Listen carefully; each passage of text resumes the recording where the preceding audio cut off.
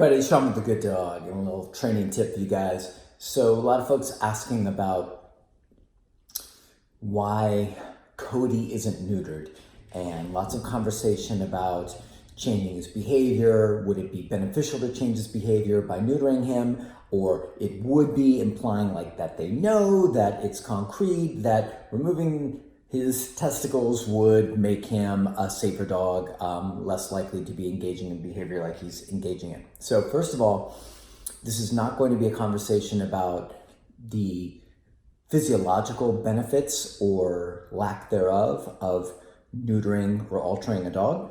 That's a different conversation. And it's not going to be about the population control or its impact on that. It's strictly going to be about what I've seen in my experience as far as training a lot of badly behaved, serious dogs. Here's the scoop. Several thousands of dogs trained, come through my program, personally, hands-on, me working with them. And the amount of dogs that have come through that are intact, I can probably count on 1 to 1.5 hands. That means that 99.999% of the dogs that have come through with serious aggression issues, whether that's towards other dogs, whether that's towards human beings, whether that's resource guarding, whether that's being territorial, whatever it is, almost without exception, all of these dogs have been altered, neutered, spayed.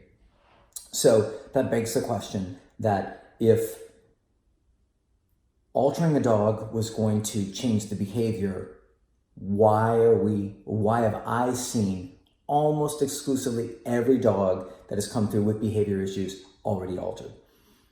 Which leads you to the logical conclusion of, well, if that was going to change the behavior, then we wouldn't be seeing a preponderance of altered dogs with behavior issues. I would only be seeing, or I would be seeing a larger amount of unaltered dogs coming through, but that's not the case. Almost never do I see dogs come through our program that are intact. Almost all are neutered. I'm trying to be very careful, trying to make sure this is super clear, trying to make sure that I don't step on any landmines here because this is such a touchy subject for so many people.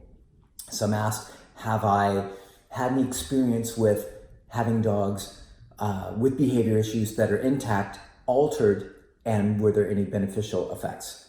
I have just a few, and I haven't seen any actual benefits to their behavior post neutering.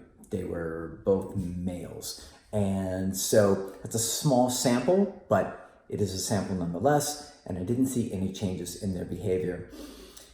So I want everybody to think real hard about this and not just jump to conclusions of seeing a dog that's intact and assuming that that is going to lead to their bad behavior or contribute to their bad behavior. If the majority of dogs, not just for me, but for most trainers out there that are doing behavior modification, dealing with serious dogs, my guess is that they've experienced almost the exact same situation that I have. I'd be very surprised if I was the only one that was seeing these kind of numbers coming through their training program that are already altered with serious behavior issues. So I want to put that out there. I want to let you guys know this is what I've seen. This has been my reality.